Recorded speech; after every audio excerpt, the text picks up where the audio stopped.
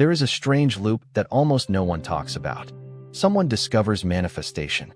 They read the books, they do the visualizations, they write the affirmations, they wake up early and repeat the intentions out loud. And for a while, it feels like something is shifting. There is momentum. There is hope. And then, quietly, the momentum stops. The thing they were working toward doesn't arrive. Or it arrives and gets sabotaged before it can settle. Or it never quite feels real, even in the imagining. And the conclusion most people reach is, I must be doing it wrong. Maybe I'm not consistent enough.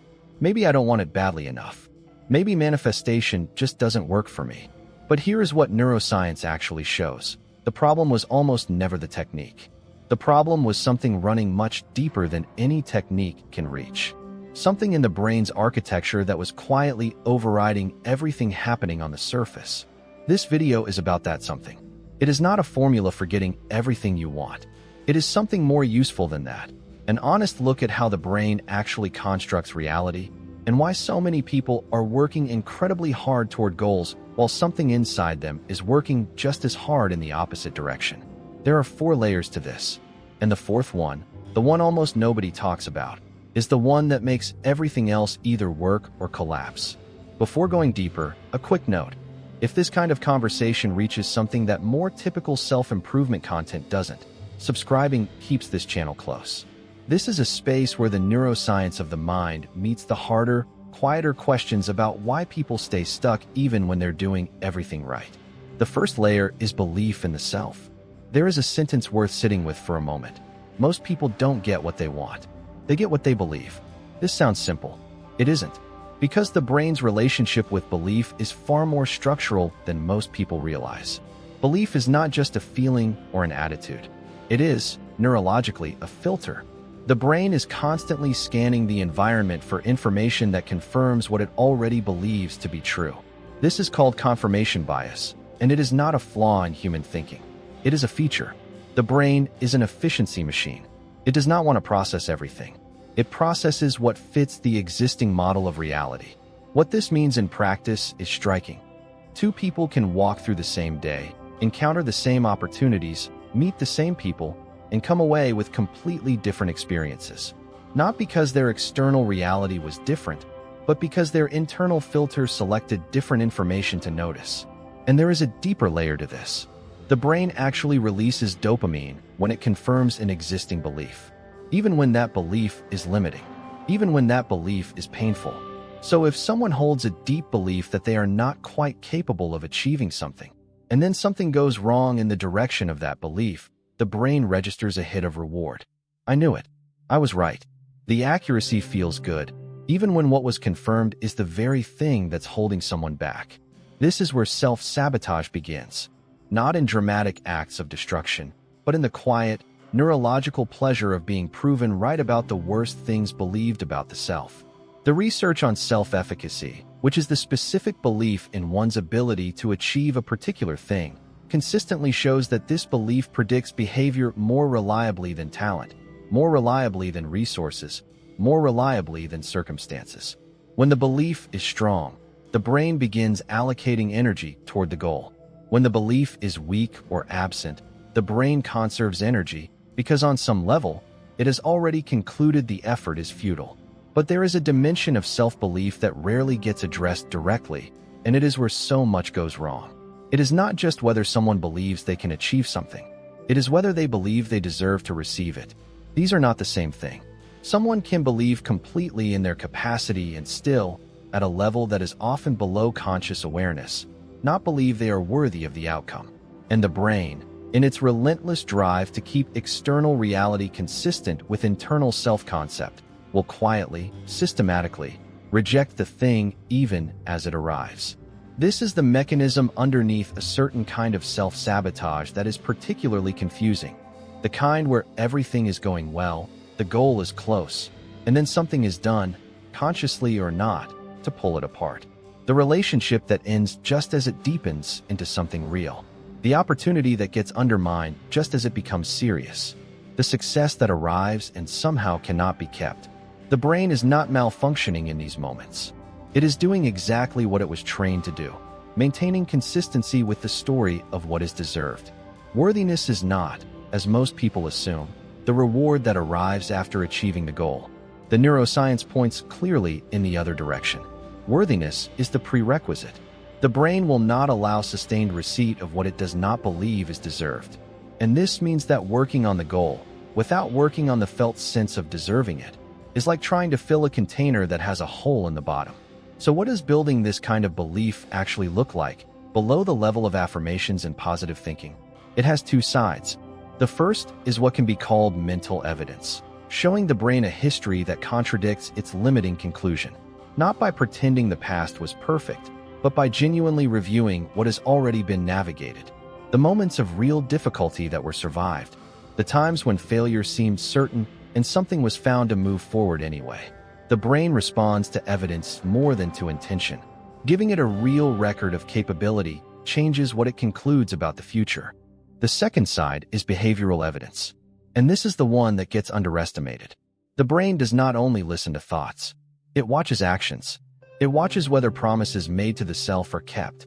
It watches whether standards set are held. And over time, it draws conclusions from that pattern.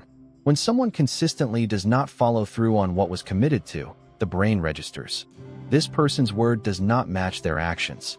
And that gap reduces the most fundamental form of trust in the self. This is why doing the mental work alone is never quite enough. The other half is showing up, in small ways, with consistency. Not perfectly, but honestly. The brain updates its belief in proportion to the evidence it receives, and the evidence it finds most convincing is always what is actually done, not what is intended. The second layer is belief in the goal itself. It is possible to believe in the self as a person and still hold a belief that a specific goal is not quite real, that it is a nice idea, a wish, something that happens for other people. And when this is the case, the brain's engagement with the goal is fundamentally different. When the brain genuinely believes in a goal, when it encodes the goal as real rather than hypothetical, something specific happens in the prefrontal cortex. The dorsolateral prefrontal cortex, the region most involved in planning and decision-making, becomes actively engaged.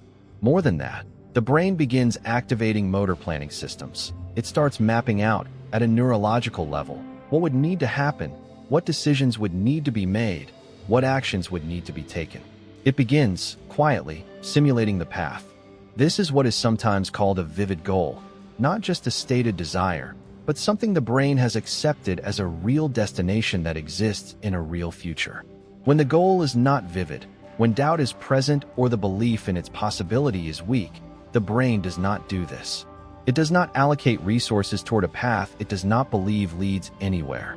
And doubt, specifically, is what might be called a dopamine destroyer.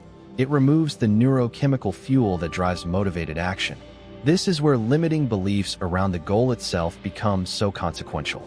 Someone might fully believe in themselves as a capable person, but simultaneously hold a belief that the specific thing they want is not available, not realistic, not the kind of thing that happens for someone like them. And that belief, operating beneath the surface, causes the brain to filter reality in a way that confirms it. Opportunities that might serve the goal are literally less visible. Evidence that the goal is possible is registered with less weight. The brain is not hiding information maliciously. It is simply prioritizing what fits the existing map. There is something worth remembering about the question of what is possible. Before May 6, 1954, the scientific and athletic communities largely agreed that running a mile in under 4 minutes was physically impossible. The human heart, it was believed, could not sustain the strain. Then Roger Bannister did it. And within the following months and years, dozens of runners did it. The physical capacity of the human body did not change overnight. What changed was the belief that it was possible. And once that belief existed, what it made visible and accessible shifted entirely. The relevance is not that belief alone moves mountains. It is that the impossibility that is assumed limits what is ever attempted, and therefore what is ever discovered to be possible. The question worth asking is not, is this goal realistic? The question is, who decided what is realistic, and on what evidence? The third layer is detachment from the outcome. This is probably the most misunderstood piece of this entire conversation. Detachment does not mean indifference. It does not mean not caring whether the goal happens. It means something more precise. not being emotionally clenched around the specific form, the specific timeline, the specific path through which the outcome arrives. There is research under what is called the broaden-and-build theory that shows clearly what emotional states do to cognitive function. Negative emotional states, anxiety, frustration, desperate attachment, literally narrow the cognitive field.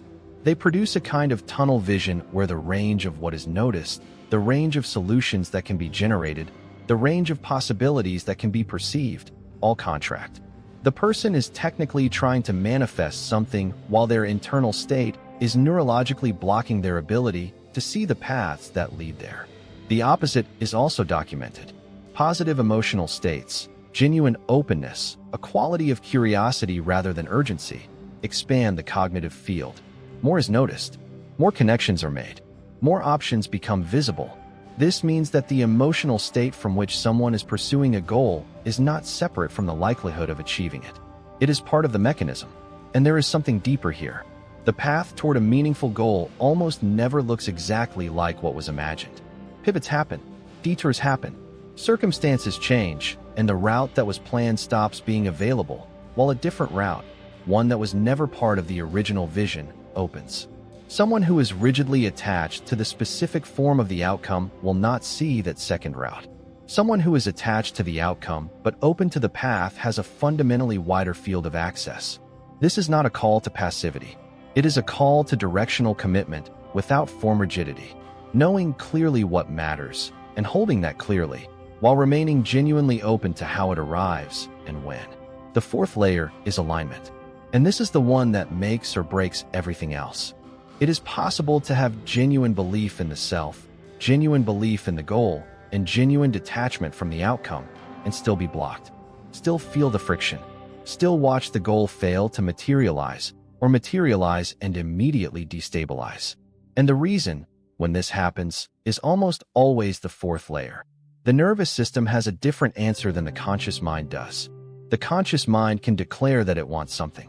The nervous system, shaped by years of experience, by early relationships, by moments of danger or shame or rejection, by values absorbed without conscious awareness, can be running a completely different assessment. And the nervous system's assessment tends to win. Not because the conscious mind is weak, but because the nervous system operates faster, deeper, and with more accumulated data. What this means practically is that it is entirely possible to be working toward a goal that the nervous system registers as unsafe. Not dangerous in any logical sense, but dangerous in the sense of, this would require me to be seen in a way I learned was not safe. Or, this would require me to take up more space than I believe I'm allowed to. Or, this directly conflicts with a value that was shaped long before this goal existed. A simple example. Someone sets a goal of significant financial success. They do the visualizations, they take the actions, they believe in themselves as capable. But somewhere beneath all of that, the nervous system has a memory of being told that wealthy people are selfish, of a parent who sacrificed financial ambition to keep the family intact, of an identity built around being the one who never needed much. And the nervous system is not going to casually override that architecture just because the conscious mind has decided it wants something different. This is where so much invisible self-sabotage lives, not in lack of discipline or lack of desire, but in a genuine internal conflict between what is being pursued and what the deeper system actually believes is allowed, safe, or consistent with who someone fundamentally is. The work at this layer is not about pushing harder or believing more. It is about honesty. It requires sitting with the goal and asking not just, do I want this, but does my nervous system feel safe with this? It requires asking, is this something my soul is actually moving toward? Or is it something I've been told to want?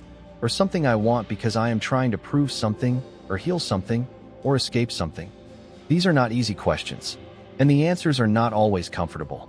Sometimes the honest answer is that the goal needs to shift, not be abandoned, but reoriented.